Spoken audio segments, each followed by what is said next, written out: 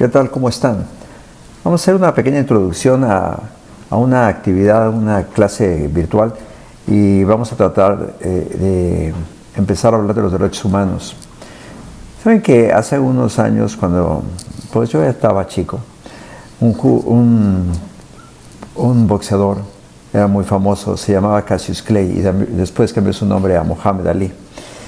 Y ese hombre ganó la medalla de oro en los Juegos Olímpicos.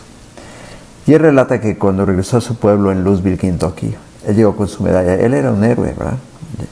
Llegó con su medalla de oro al centro del pueblo, se sentó en un restaurante, pues un restaurante normal de hamburguesas, y el mesero le informó que ahí no se atendían negros. Él era un héroe nacional, pero no podía comer en un restaurante porque estaba destinado solamente a blancos. Entonces, esto de los derechos humanos tiene mucho auge, pero tiene mucha sustancia realmente. O sea, hay mucha lucha detrás de los derechos humanos.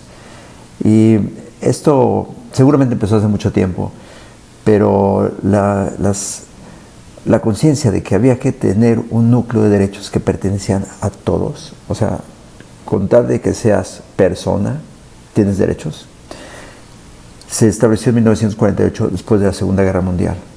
Había ocurrido una gran cantidad de muertos, violaciones de los derechos humanos por unos y otros, y el fenómeno del Holocausto. Y entonces se consideró que era obligatorio, necesario, indispensable anotar algunos derechos que nos pertenecen a todos, simplemente por ser personas.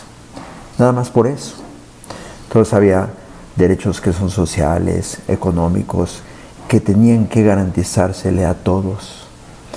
No importa dónde vivieran, o quiénes fueran, o de qué nación fueran. Y había que llegar a un acuerdo en ellos. Que son un ideal y todavía no se cumplen, está bien. Pero teníamos derecho a ciertas condiciones de bienestar mínimos, a ciertas condiciones de poder elegir quién nos va a gobernar, a ciertas posibilidades de movernos en donde vivimos. Son los derechos humanos que estudiamos en la preparatoria y que son los derechos universales.